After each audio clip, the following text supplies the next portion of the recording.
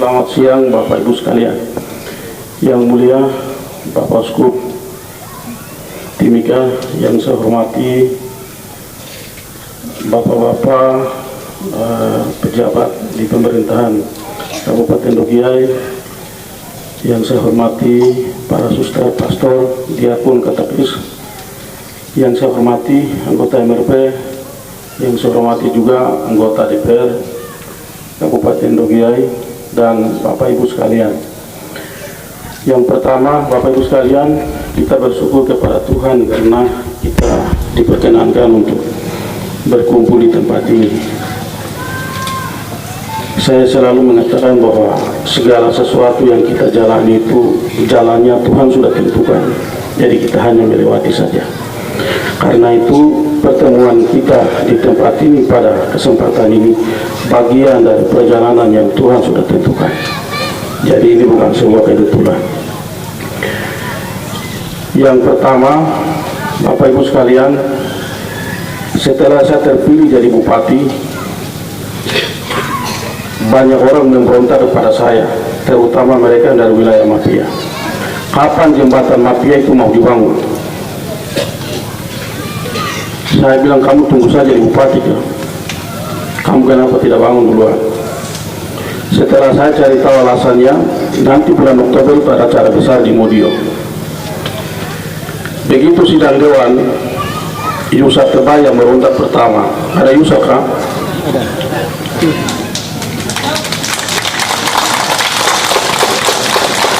Ya, ini yang merontak pertama, bilang kapan mau bangun jembatan. Saya bilang, kita tidak ada uang, tidak dianggarkan. Tetapi lama-kelamaan banyak orang datang, dan ini uskup mau lewat ini. Saya bilang, kalau uskup mau lewat, jangan menyeberang saja lewat bawah atau tidak apa-apa. Alasannya apa? Saya bilang, dulu saya dengan saya punya bapak juga biasa menyeberang lewat bawah, kami juga hampir hanyut dulu. Jadi biar kali ini uskup yang hanyut saja.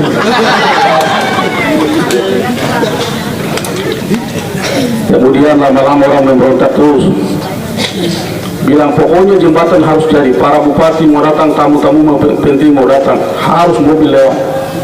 Saya panggil kepala PU, karena kepala PU waktu itu mau dapat pukul dari anggota DPR.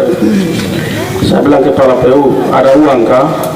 Dan tidak ada uang, tapi kita bisa usahakan bangun. Dia bilang bisa. Saya bilang, kau bangun dan sebelum bulan Oktober jembatan harus jadi. Sekarang sudah jadi toh.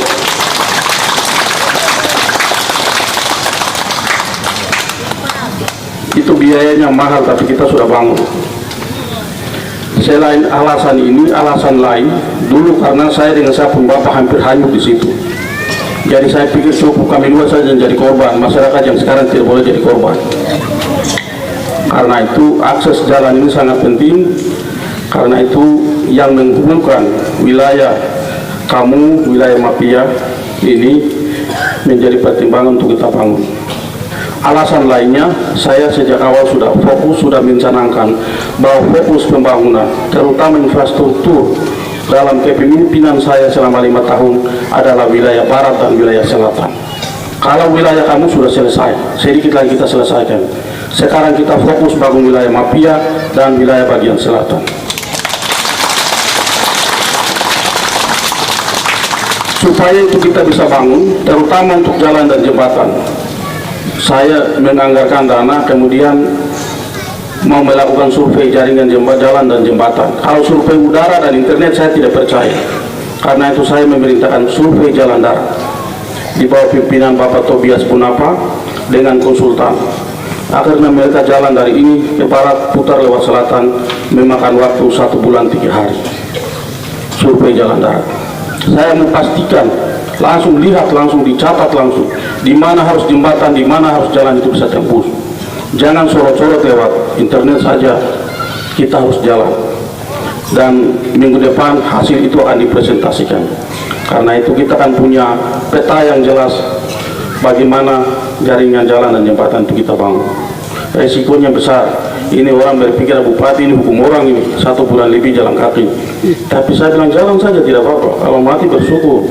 Kalau tidak mati juga bersyukur. Sama saja. Akhirnya mereka kembali dengan selamat dan itu sudah kita ini. Jadi untuk Bapak Ibu yang hadir di tempat ini, kepada Bapak Ibu dari wilayah Mapia, dalam beberapa 4 tahun ke depan kami akan fokus untuk bangun wilayah Mapia dan wilayah selatan. Itu hal yang pertama. Kemudian hal yang kedua, AUKI itu tidak hanya penting bagi gereja, tetapi penting bagi pemerintah. Wujud dari betapa pentingnya dia, kita sudah memberikan penghargaan pada 17 Agustus kemarin. Dari 47 orang yang saya beri penghargaan, orang pertama yang saya berikan adalah AUKI TKG. Penghargaan itu artinya betapa pentingnya beliau ini. Karena itu kami juga memberikan penghargaan. Dan kita menganggarkan dana sekitar 1 miliar. 1 miliar itu kita bagi-bagi sedikit-sedikit sekali dengan piagam kepada 47 orang. Dan saya sudah berkeinginan untuk setiap tahun saya beri penghargaan sampai orang-orang yang berjasa itu selesai semuanya di wilayah ini. Kadang-kadang orang berjasa itu kita lupakan. Ini bukan soal nilai uang yang kita mau kasih, bukan persoalan nilai uang itu berapa, bukan persoalan orang dapat kertas, tapi bagaimana kita mengakuinya, menghormatinya dan menghargainya.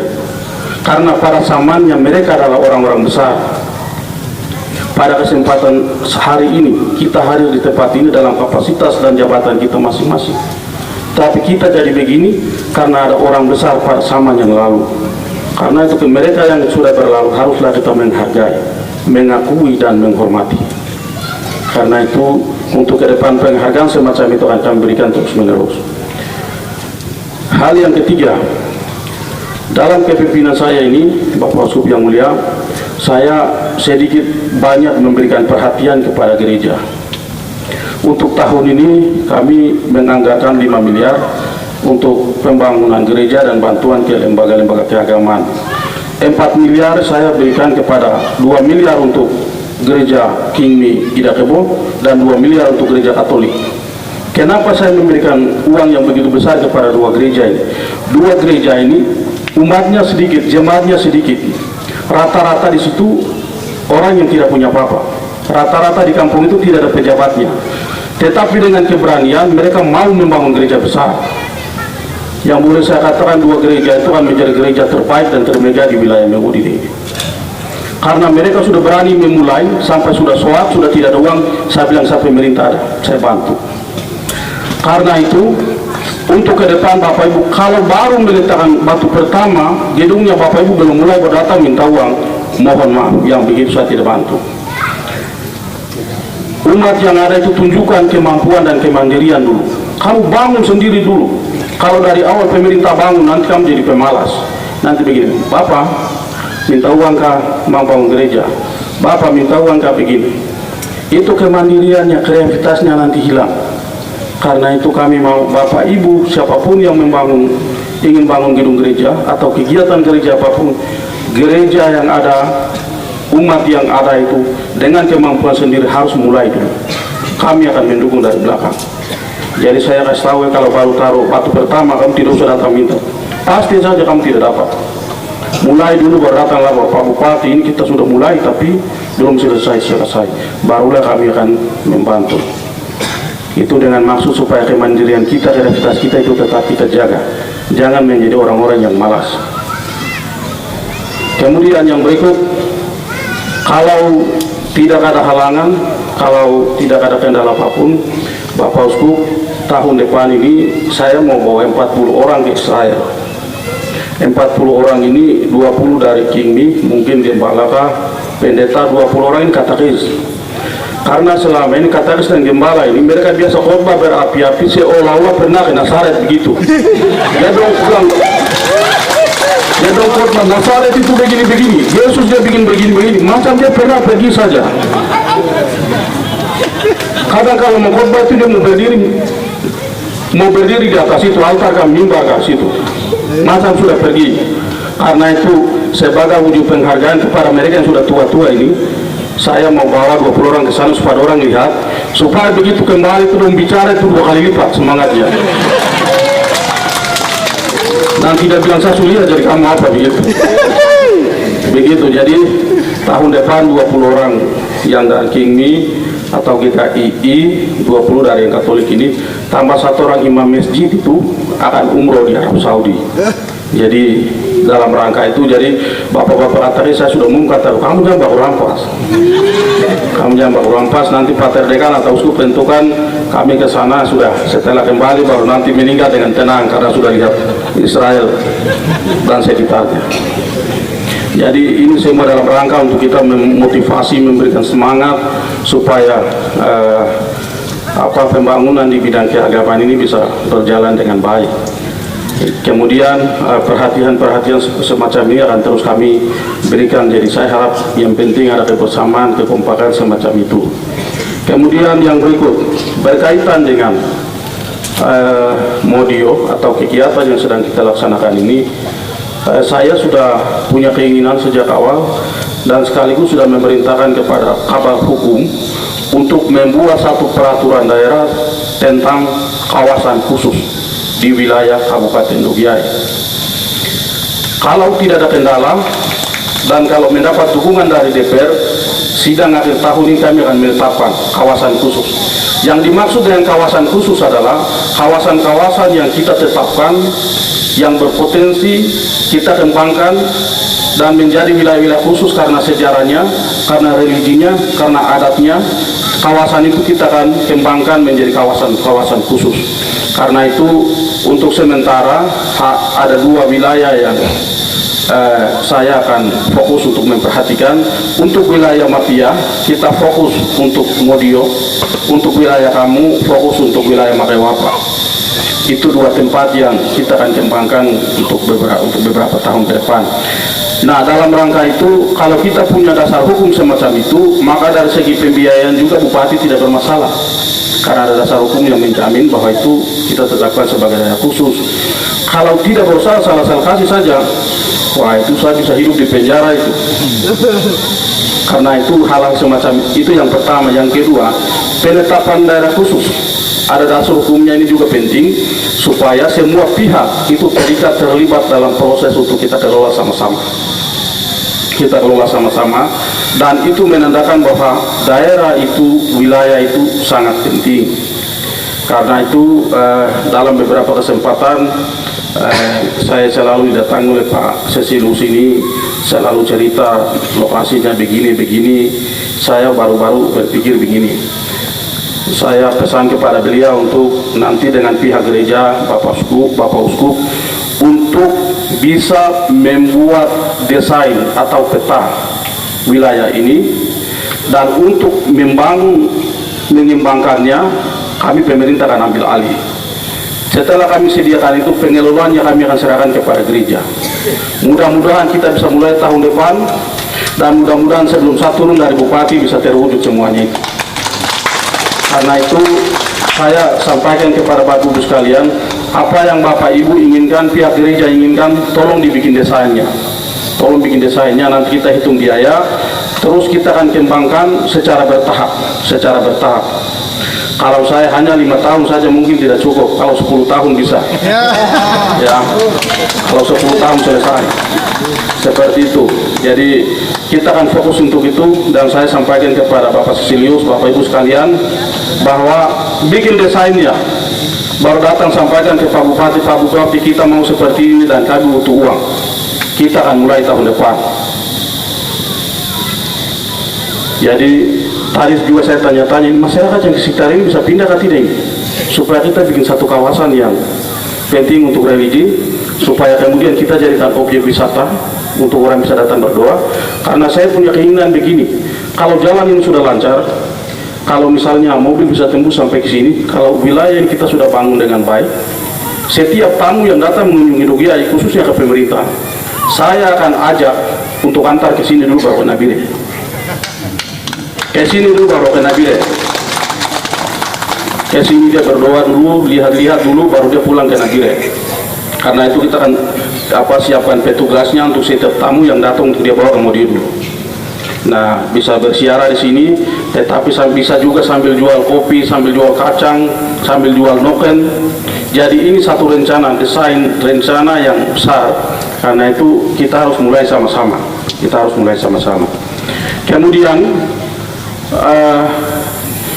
memikirkan semuanya itu ada keinginan juga kita mengembangkan satu ibu kota kabupaten di daerah ini, di belakang Gunung Dugia ke arah bawah, Pona ke sebelah sini. Itu wilayah itu kami sudah survei, dan saya mau untuk ibu kota kabupaten terutama untuk kompleks perkantoran itu tidak boleh ada aktivitas lain.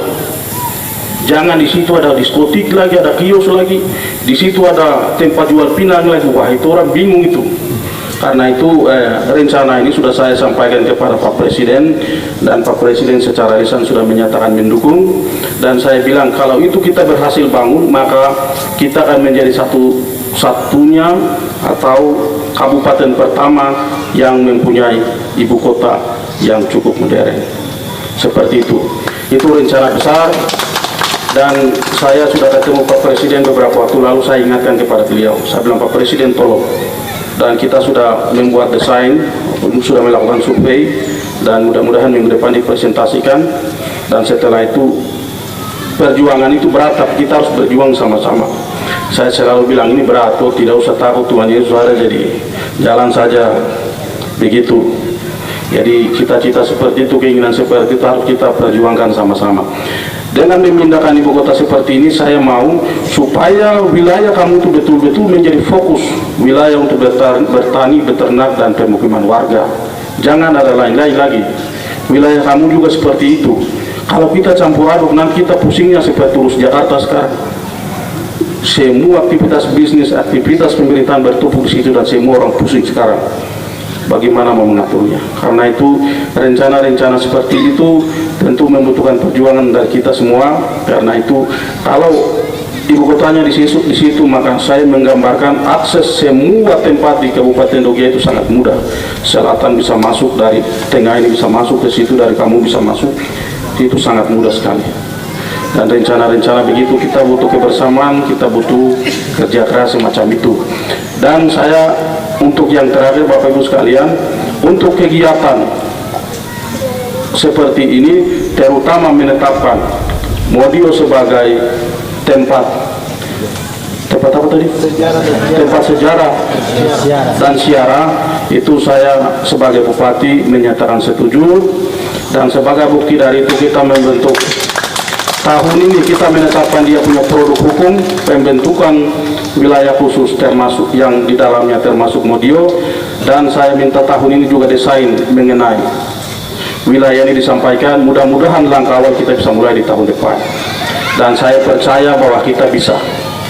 Saya ulang, saya percaya kita bisa.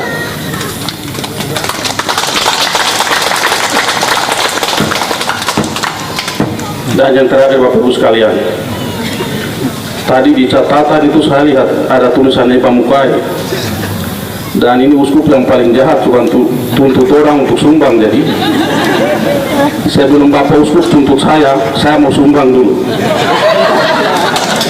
supaya sebentar Bapak Uskup itu tuntut yang lain saja. Jadi Bapak Uskup sebentar jangan tuntut saya, begitu. Jadi ini kalau uang dari pemerintah sudah tidak ada uang untuk bantuan-bantuan semacam ini. Ketua panitia datang juga, jadi saya diam-diam saja. Aku bikin sudah, karena memang kita sudah tidak punya dana.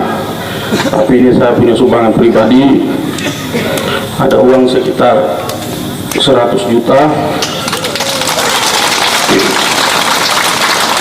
Nanti bisa diterima oleh ketua panitia, kan?